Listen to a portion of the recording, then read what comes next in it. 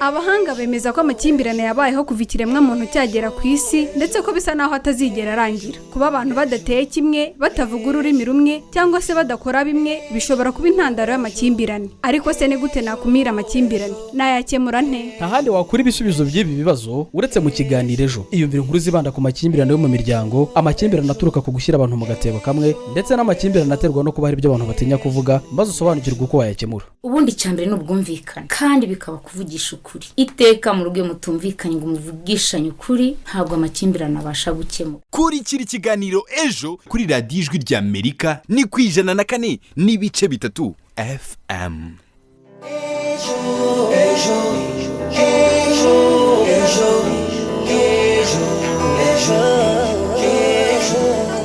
Turabasuje mwe muteze amatwi radiyo ijwi ry'Amerika ivugira ku murongo w'104.3 FM. Uyu ni umwanya w'ikiganiro ejo mutegurirwa n'umuryango Ejo Youth Echo ukorera i Kigali mu Rwanda. Turabibutsa kandi ko muri uku kwezi kwa gatandatu ibiganiro tuzabageza hari ibyibanda ku bwisanzure mu gutanga ibitekerezo ndetse n'amakimbirane aturuka ku guheza abandi cyangwa se discrimination mu ndimi z'amahanga. Mu kiganiro cya none turaganira ku myumvire usanga abantu benshi bafite ku bandi bitewe n'uduce bakomokamo, bityo bakabitirira imyitwarire runaka. Twifashishije ubuhamya, ibitekerezo by'abantu batandukanye ndetse n'impuguke, turumva uburyo iyi myumvire igira ingaruka mu buryo bunyuranye ndetse n'uko byakwirindwa. Iki kiganiro gihagarariwe na Roger Nigena, Mizero Crispin ari ku buhanga bw'ibyuma, naho njye ugiye kukibagezaho nitwa Marie Claire Singizwe. Tubahaye ikaze. Ibitekerezo byawe bihawe ikaze mu kiganiro cya none. Twandikire cyangwa duhamagare kuri 07 28 02 82 32 cyangwa kuri 07 87 58 14 11. Iyi nimero wanayidusangaho kuri WhatsApp. Wanadusanga kandi ku zindi mbuga nkoranyambaga nka Facebook, Instagram, Twitter na YouTube. Wandika Ejo Youth Echo ahashakishirizwa maze ukadusangiza icyifuzo cyawe.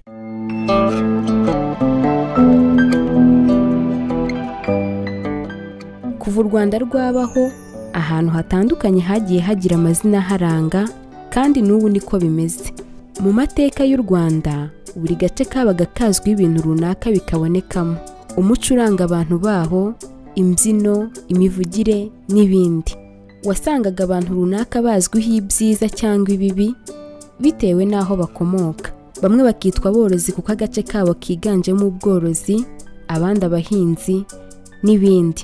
Si ibi gusa ariko kuko byanarengaga aha ukumva bamwe bavugwaho imyitwarire runaka bitewe n'aho bavuka. Ntekereza ko benshi muri mwe mwumvise imvugo igira iti Abanyabutare bavukana 3 ndetse n'izindi ntarondoye. Muri iki gihe nabwo ariko usanga iyi myumvire igihari, aho usanga abantu bakibona abandi mu ndorerwamo ya kera. Hari naho usanga birenga kubivuga gusa kuko hari ababishingiraho bafata ibyemezo runaka. Mu gutangira ikiganiro cya none reka tugitangirire ku buhamya bwa Gakwaya Elia wo mu karere ka Huye waganiriye na mugenzi wacu David Hitimana. Turagaruka mu kanya twumva ibitekerezo by'abantu banyuranye kuri iyi ngingo. Je nitwa Gakwaya Elia, abantuye naza Butare muri Huye. Iyo ntari ahantu mvuka, tuvuge nk'iyo nagiye gushakisha imibereho gupagasa, nyembona abantu bamfata uko ntari. Urugero nk'Abanyabutare rwose bakunze kudufata nk'abantu bagira amanyanga, batagira ukuri, tubona badufata gutyo. Byigeze bikubaho? Ibyigeze bimbaho. Tubwire muri makeya byakugendekeye gute?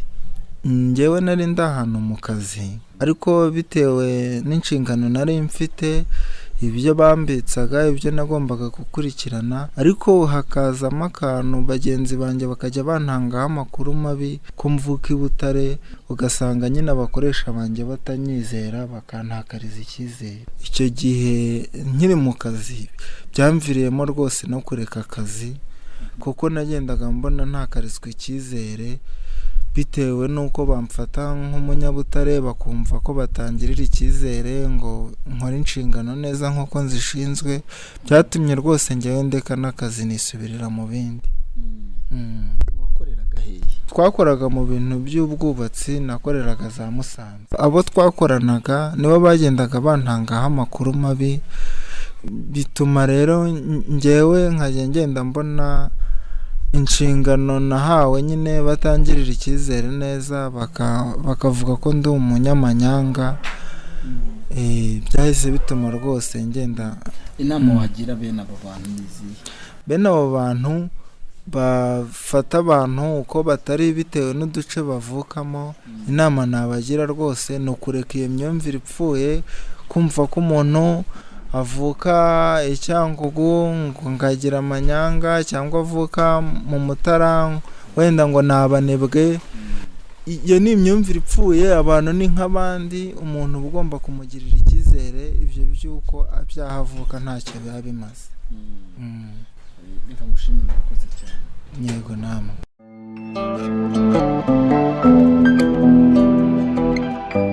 Arakoze Gakwaya Eliya umaze kudusangiza ubuhamya bwe.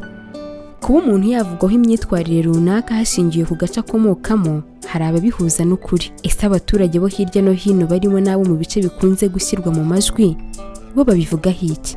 Reka tubumve mu bitekerezo twakusanyirijwe na Noel Manishimwe. Turagaruka mu kanya. nka za cyangwa bava ngo ni abantu bazi gushabika amafaranga cyane, ubona abantu basa nkaho bababaye kuko niyo afashe amafaranga ubona yabyaje umusaruro. Abanyabutare icyo gihe bavuga iyo mvugo igikorwa icyo gihe hagaragara ko abajura. Umunyabutare ukumva nta kuri yakubwiza, niyo mwagana ukumva aragukwetesha, buri wese uko bikimeze. Turabyumva nyine, ariko ni nka bya bindi bavuga ngo umukobwa umwe agatukisha bose. Nk'ibyo by'ikibungo byo bavuga ngo ni abarozi bagenda ku butaro. Natwe nubwo turi abina Rwamagana, ariko ugiye nk'ahandi hantu mu yandi maperefegiture bajyaga bavuga ngo iwacu ni ikibungo, bavuga ngo iwanyu ni ikibungo ugahita babikubaza. Birazwi ko bavuga ngo Rwamagana niho haba abajura ba mbere, kandi koko wagereranya ugasanga nibyo cyane. Nk'ubwo bavuga ngo Icyangugu niho abantu bashaka amafaranga. Tugurije nk'inaha abantu bahari bavuye Icyangugu ku ifaranga ni aba mbere, baba bashaka kurusha abo basanze inaha, bakavuga ati niho haba n'Icyangugu nyine nuko. Ahanini ngira ngo abantu bagenda babayo bahagera bagenda babihasanga, nk'uwo murenge Mutara bakawubona, wagera nabwo bujura bakawubona, bagera mu Butare bagasanga nyine ubwenge buriyo nuko. Icyo nemera cyo umuntu w'i Kigali afite itandukaniro n'umuntu wavukiye mu cyaro nyine, bitewe n'uko mu buzima bwabo bwa buri munsi bo batunzwe no gushaka amafaranga, kandi bagatungwa n'iki? N'imbaraga zabo. Urumva impamvu bavuga ko ari abanebwe mu Mutara, ubundi akenshi na kenshi ntabwo bigeze batungwa n'imirimo y'imvune, abenshi ni aborozi. Kandi rero umuntu w'umworozi kumubona mu murima akoresha imbaraga ntabwo wazamuye wahera uvuga yuko yakoresheje ngo yakoze kandi utigeze ubona afata ikintu kimuvuna. Nje nakoreye ku mpaka wa Rusumo, baravugaga ngo hari abantu bagendera ngo ku butaro ngo bararoga ibiki n'ibiki, ariko njye ntabyo nigeze mbona. Ibyo ni ibintu byavuzwe n'abantu ba kera nyine, abantu bagenda bifata gutyo ngo ikibungo bagenda ku butaro, mu Butara n'abanebwe. Abo b'Icyangugu bavuga ngo bakunda ibintu, baba ngo bashaka amafaranga nk'abayataye, kandi koko niko bimeze. Umunyacyangugu we buriya byanze bikunze ashobora no kugera hano apagasa, ariko ukazashiduka afite urupangu, ubundi hari n'aho ugera bakagutinya bumvishe ko uri w'ikibungo bye, ukaba rwose wanarara mu nzahari bakarara batanakinze, ukavuga ati byanze bikunze aratoroga. Cyangwa yakugirira nawe wavuga uti uretse ntawe iwacu ikibungo, akaba yanagukurikira guhendahenda. Ni imyumvire abantu bamaze gupfa mu bwonko nyine, bakumva ko ari gutyo byashobora. Nyine numva bavuga ngo mu ikibungo ngo haba abarozi, ngo bagendera ku bitaro, nyine ibintu nk'ibyo. Ku Gikongoro ngo haba abanyamibare benshi. Cyane cyane nk'abanyabutare uko nagendaga numva, nakundaga kumva bavuga ngo bavukana ngo ayisumbuye, ngo hakunze kuva abanyabwenge. Biterwa rero n'agace baba barafashe kakarimo gutyo, bati mu Mutara n'abanebwe, bakuba ko baragira inka boroye ko batazi guhinga, wese uko bimeze. Ubu barahinga barorora, byose imirimo baravanze.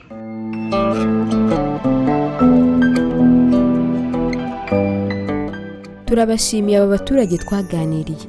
Bamwe bati nibyo biragaragara, abandi bati ntago bikwiye ko umuntu afatwa mu buryo runaka kuko ntawe uhitamo aho avukira. Ese wowe ubyumva ute? Ese hari igitekerezo wifuza kudusangiza ku ngingo turi kuganiraho uyu munsi? Twandikire kuri 0788024232 cyangwa se kuri 0787581411. Iyi nimero wanayitwandikiraho kuri WhatsApp. Wanadusanga kandi ku zindi mbuga nkoranyambaga nka Facebook, Instagram, Twitter na YouTube. Wandikamo Ejo Youth Echo ahashakishirizwa maze ukadusangiza icyifuzo cyawe. Kurikira ijwi ry'urubyiruko mu kiganiro Ejo. Muri studio nakiriye Christelle Uwicyeza ugiye kutugezaho ibitekerezo mumaze kutugezaho muri iki kiganiro. Christelle, umwanya ni uwawe.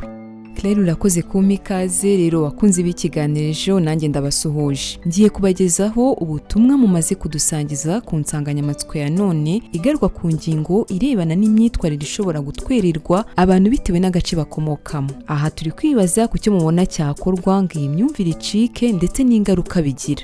Kwihuse Ngoboka Jean Claude uherereye mu karere ka Ngoma mu murenge wa Gashanda yagize ati nta gikwiriye kudutanya nk'abanyarwanda, dukwiriye gukomeza indangagaciro twirinda ivangura rishingiye aho umuntu akomoka.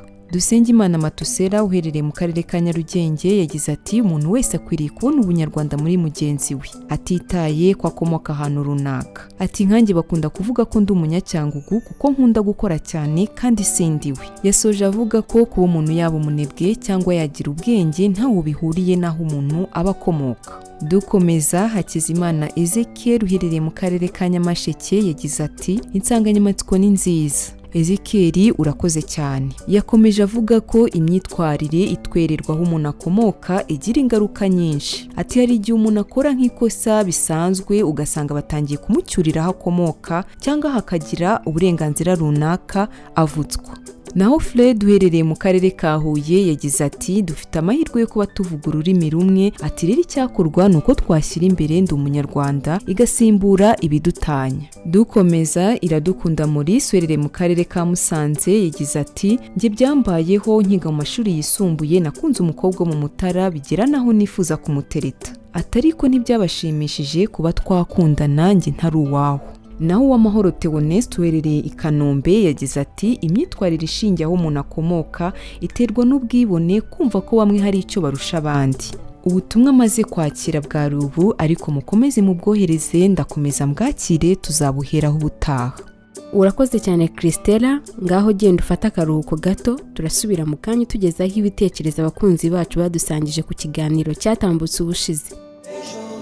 Ese hari igitekerezo wifuza kudusangiza ku ngingo turi kuganiraho uyu munsi? Twandikire kuri 0788028232 cyangwa se kuri 0787581411. Iyi nimero wanayitwandikiraho kuri WhatsApp. Wanadusanga kandi ku zindi mbuga nkoranyambaga nka Facebook, Instagram, Twitter na YouTube. Wandikamo Ejo Youth Echo ahashakishirizwa maze ukadusangiza icyifuzo cyawe. Reka nkwibutse kuteza amatwi radio Ijwi ry'Amerika ukaba uri kumva ikiganiro Ejo, aho uyu munsi turi kuganira ku myumvire usanga abantu benshi bafite ku bandi bitewe n'aho bakomoka. Urwikekwe hagati y'abantu n'abandi ni bimwe mu bishobora guterwa no kuba abantu bagufata uko utari, ahubwo bashingiye ku gace ukomokamo. Madame Amina Nyiranteziryayo ni impuguke mu mibanire y'abantu n'abandi ndetse akaba amaze imyaka 13 akora aka kazi. Avuga ko abantu bakwiye kwirinda gushyira abantu mu gatebo kamwe bashingiye ku duce abantu bakomokamo ngo kuko bigira ingaruka mu buryo bwinshi. Reka tumwumve mu buryo burambuye mu kiganiro twagiranye ku murongo wa telefone. Reka mvuge ngo ikintu gitera iki kintu twakwita generalization cyangwa generalization ku bantu batuye ahantu hamwe, ugasanga hari ikintu babitirira yewe n'uvutse ngo ni ibintu biba byaragiyeho kera, abantu bakicara umuntu umwe yakora ikintu cyiza abaturukaho atuye bose bakazabyitirirwa. Ariko niba umuntu nanone avuka ahantu yakoze ikintu kibi, ugasanga n'abandi bavuka aho ngaho babaye nk'abashyirwa mu gatebo kamwe nawe, ngo abantu batuye aha n'aha abavuka aha ni indyarya, abavuka aha ni abanyabwenge, abavuka aha bazi gushakisha ifaranga. Hari n'ababigira urwenya bakavuga ngo kugira ngo umenye umuntu ko ari umunyacyangugu, iyo arwaye yapfuye ukubita igiceri hasi ngo cyavuga cyane, ntakanguke ngo agifate nicyo cyemeza ko umuntu yapfuye. Buriya umuntu ashaka kubireba mu mbona arebesha amaso anashyira ibintu mu gaciro, abantu bashobora kuvuga bati abanyacyangugu bazi gushaka amafaranga. Ni ukubera ko bavuka bazi kuyashaka cyangwa ni uko bavuka ahantu hari ubucuruzi bwambukiranya imipaka ku buryo kugira ngo atunge amafaranga umuntu ni uko yinjira muri ubwo bucuruzi nyine bwambukiranya imipaka, kubona abacuruza bajya hakurya i Bukavu akabona abantu bambuka akabyigiraho nawe akumva ashaka kubijyamo. Ariko nanone tukiyibagiza ko hari n'abandi bahatuye badakora ubwo bucuruzi kandi babayeho. Ntabwo ari bo bantu bayashaka bonyine, amafaranga ni ikintu buri muntu wese akeneye, ku buryo usanga n'abantu batangira kutabagirira icyizere, atuye amafaranga yose yabonye yaguhitana. Reka mvuga ngo ni ihohoterwa, ni uburyo bwo guhohotera umuntu, kumushyira mu gatebo kamwe n'abandi bavuka hamwe, kumva ko icyo umuntu akoze cyitirirwa n'abazamukomokaho bose n'abaturuka aho avuka. Buriya umuntu yakoze ikintu cyiza, kuba abahavuka babyitirirwa bumva ari iby'agaciro. Ariko nanone turebe muri bwa buryo iyo umuntu yakoze ikintu kibi, tuve nko kuvuga ngo abanyabutare ni indyarya, kandi mu by'ukuri mu mico yose no mu duco twose hashobora kuvuka abantu bavuga ukuri, hakavuka n'umuntu umwe utavugisha ukuri, wa muntu utizewe. Ariko se kubera iki n'undi wese uhavutse niyo yagira ukuri gute? Abantu bakaba bicaye bari kuganira ati mujye mumugendera kure, ni umunyabutare. Urumva bije muri sanse negatifu yo kumushyira mu gatebo kamwe, kumucira urubanza ko ari umuntu udashobotse gusa tugendeye ko kubera avuka aha n'aha. Ingaruka cyane rero bigira, daboro hari guhera ku myitwarire ya muntu. Atangira kumva ari umuntu utifitiye icyizere, ufite urwikekwe, kandi buriya muri kamere ya muntu, mu mibanire ya muntu n'abandi, n'aho umuntu avuka, umuryango avukamo biri mu bituma aba umuntu wuzuye. Iyo umuntu avuka ahantu hasi ku ndangagaciro nziza zubaka umuryango, nawe avuka ari umuntu wifitiye icyizere. Reka dufate urugero nka u Rwanda nyuma ya jenoside yakorewe Abatutsi. Jenoside ikirangira, umuntu yatinya kuvuga ko ari mu Rwanda, akavuga ati barahita batekereza ko nanjye nshobora kuba narakoze jenoside. Ariko ubu ngubu kubera ko u Rwanda rugeze ahantu heza, rufite amateka meza, buri wese yifuza kwitwa umunyarwanda. Umuntu yavuga ko ari umunyarwanda ukumva urishimye, ukumva wihagaze ufite agaciro. Rero ku buryo muri iki kinyejana turimo, ntabwo byagakwiriye ko umuntu aho kumubona nk'umuntu, aho kumubona nk'umunyarwanda, ahubwo umwita umuntu kubera agace avukamo, kubera ko yaturutse, kubera abo bavukana. Kuko buriya n'abahanga bavuga ko buri muntu wese, niyo twaba tuvukana turi abana batanu, ariko bavuga ko buri muntu wese mu mateka ye aba ari ikinege. Kuko turabizi mu Rwanda hari uduce twinshi tugiye dufite amateka, ndetse twe n'iyi generasiyo yacu tutazi ngo ibyo bintu byaje gute. Umuntu akaba yanibaza kuki ibyo bintu bikomeza gukururana, kandi tuzi neza ko bigira ingaruka haba ku mubiri, haba ku mitekerereze ndetse n'imyitwarire y'umuntu ukorerwa iryo vangura cyangwa iryo hezwa. Turamushimiye Madamu Amina Nyiranteziryayo, impuguke mu mibanire y'abantu. Mwiyumviye ko atari byiza kubona umuntu mu isura yahavuka. Muri studio reka nongere nakire mugenzi wanjye Christelle Wikeza atugezeho ubutumwa yakiriye ku kiganiro twabagejejeho ubushize. Christelle, ikaze nanone muri studio. Mugenzi wanjye arakoze. Rero bakunze b'ikiganiro mukomeje kudukurikira, nk'uko mumaze kubimenyera, tugeze muri ka kanya tubagezaho ubutumwa mwadusangije ku nsanganyamatsiko twaganiriyeho ubushize. Iyo ubushize yavugaga ku gutanga ibitekerezo hifashishijwe imbuga nkoranyambaga nka YouTube, aho twibazaga tutese mubona ibitekerezo bihatangirwa bigira uruhare mu gukemura ibibazo bibugarije. Reka duhere ku butumwa bwa Tuyisenge Fabien uherereye mu karere ka Muhanga mu murenge wa Rongi, aho yagize ati imbuga nkoranyambaga nkoranyambaga zigomba gukoreshwa by'umwihariko kuko hari ibyiza byinshi tuhigira. Naho Umuyoboke Jean d'Amour uherereye i Kanombe mu mujyi wa Kigali yagize ati ibitekerezo bitangirwa kuri YouTube bifasha abantu batandukanye kwiyungura ubwenge n'ubumenyi runaka mu gutanga amakuru. Ati binafasha abakora ibikorwa bitandukanye kugeza ibitekerezo ku bantu baherereye mu bice byose by'igihugu. Naho Uzambazimana Samson uherereye mu karere ka Nyarugenge mu murenge wa Kimisagara yagize ati YouTube ni ingenzi cyane, gusa abakurikira ibitekerezo bihatangirwa bajya bashishoza bagakurikira ibibafitiye akamaro kuko habaho n'ibihuha. Reka mpinire kuri Nyandwi Emmanuel uherereye mu karere ka Kicukiro mu murenge wa Ndera aho yagize ati ibiganiro bitambuka kuri YouTube bigira byinshi bikemura mu baturage. Yakomeje avuga ko abaturage bakorerwa ubuvugizi kuko usanga n'ibiganiro bitambuka kuri YouTube bikurikirwa n'abayobozi batandukanye. Ubu nibwo butumwa mwadusangije, tuzasubira ubutaha mu mwanya nk'uyu.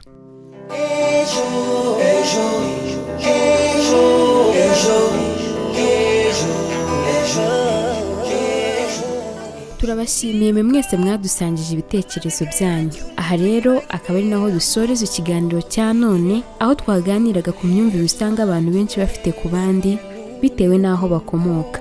Ese wowe wari uduteze amatwi, ni iki wungukiye mu kiganiro cya none?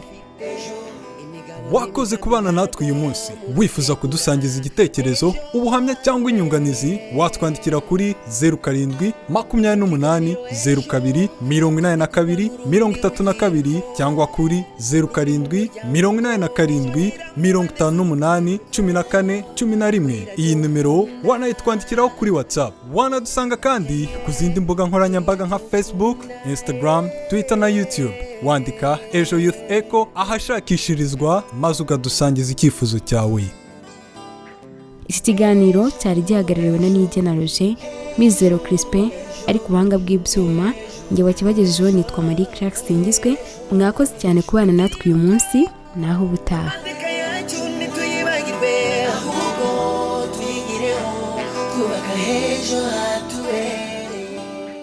Abahanga bemeza ko amakimbirane yabayeho kuva ikiremwa muntu cyagera ku isi, ndetse ko bisa naho atazigera arangira. Kuba abantu badateye kimwe, batavuga ururimi rumwe cyangwa se badakora bimwe bishobora kuba intandaro y'amakimbirane. Ariko se ni gute nakumira amakimbirane? Nayakemura nte? Nta handi wakura ibisubizo by'ibi bibazo uretse mu Kiganiro Ejo. Iyumvire inkuru zibanda ku makimbirane yo mu miryango, amakimbirane aturuka ku gushyira abantu mu gatebo kamwe, ndetse n'amakimbirane aterwa no kuba hari ibyo abantu batinya kuvuga, maze usobanukirwe uko wayakemura. Ubundi cyambere n'ubwumvikane kandi bikaba kuvugisha ukuri.